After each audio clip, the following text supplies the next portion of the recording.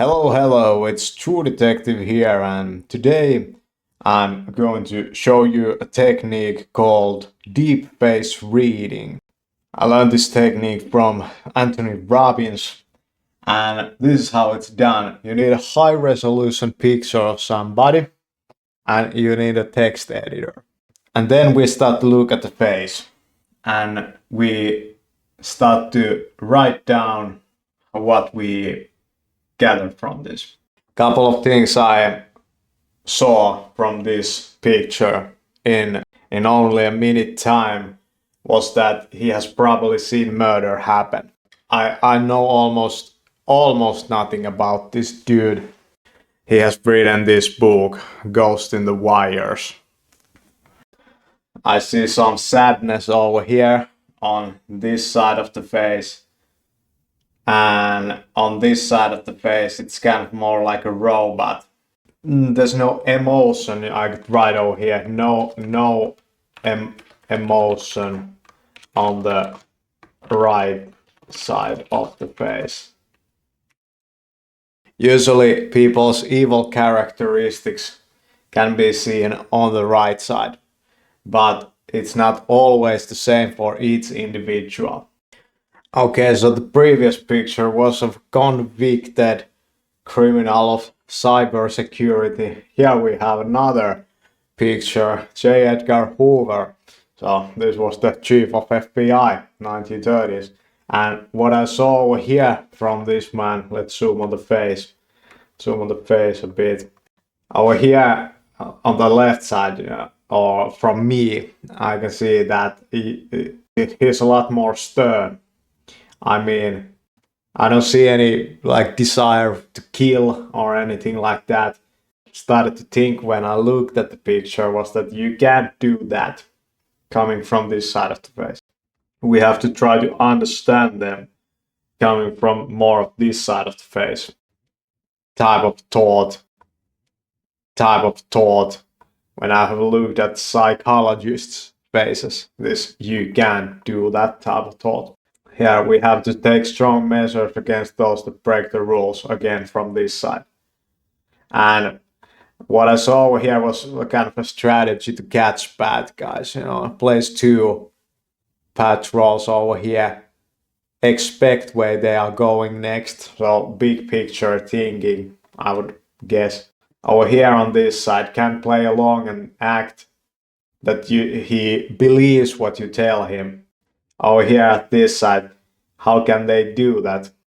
And also this kind of righteousness serves you right when people that have done wrong end up in a jail, for example, because of it. From this side, you can understand that he thinks that that's just right.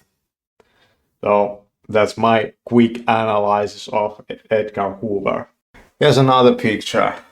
This is the other founding member of Red Hat. I can't remember the name quite, but it was the business.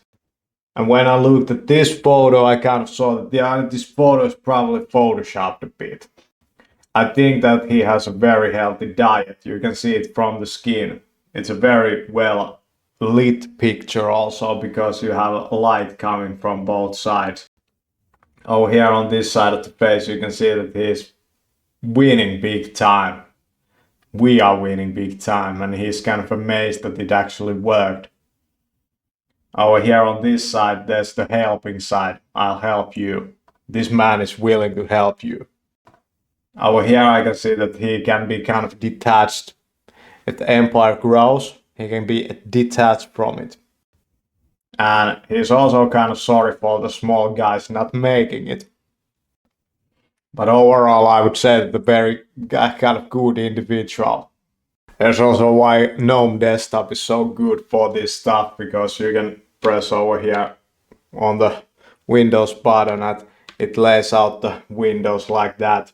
So that's Al Pacino, an actor, and you can look side by side the pictures too like this, compare some of the features and wonder why specific patterns or specific character types are great for a specific human enterprise. Let's look at this picture next.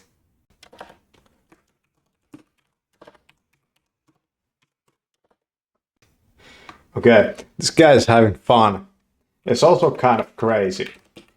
On this side, he's kind of crazy. It's usually the way that if you see some craziness in people, it's usually on this side. You could say that all that can be turned into evil, it can be seen more clearly on this side of the face, on the right side. I don't know why that is, and the different characteristics of how extreme it can get. And okay, here's the type of a person that can fool you. You can see that over here. He realizes I can fool you.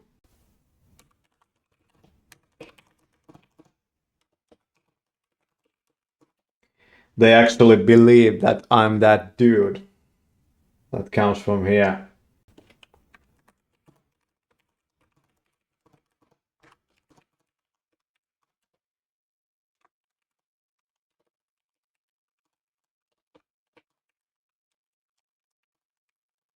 Okay, this dude has a gift. And he realizes that he has a gift. He has realized that he is gifted.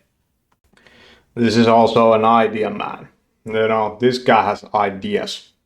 You can see that on this side of the face too. So, kind of crazy. And ideas. You can see it on the same side. You can take 5 minutes for each, or you can take an hour with each picture. Go really deep. Some people are not that interesting. What I have noticed is that people that have captivated the world's attention, they are interesting. You know, they're just interesting to look at. The pictures of them. Maybe they have done something interesting too, but the whole character of it. Let's go back to this picture.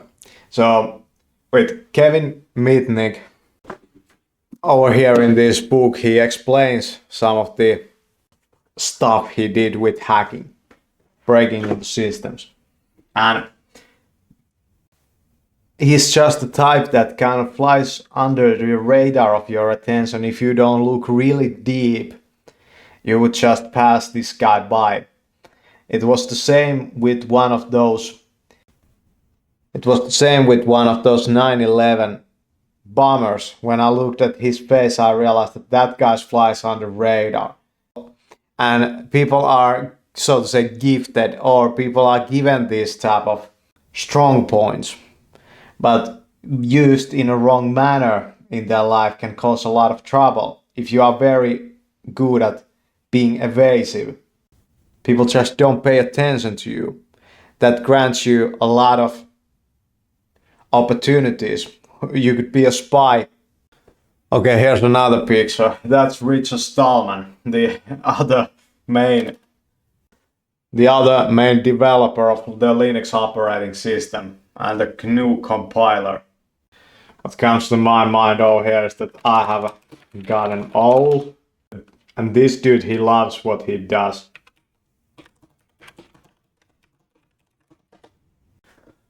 Okay, so this is the type of person that if he does something, he makes something, and people are using it. He feels great that he has been part of making that which people use, but they don't really even know that he's one of those people behind that. So we could use our logic over here and say that he doesn't care too much about getting credit for the work or whatever he has done. Some of these thoughts also related to his age, like we made the world a better place. He's kind of looking forwards. At the moment, he's kind of a person that doesn't really care about you. I would say that this man has no ill will in him. Yeah, that's Richard Stallman.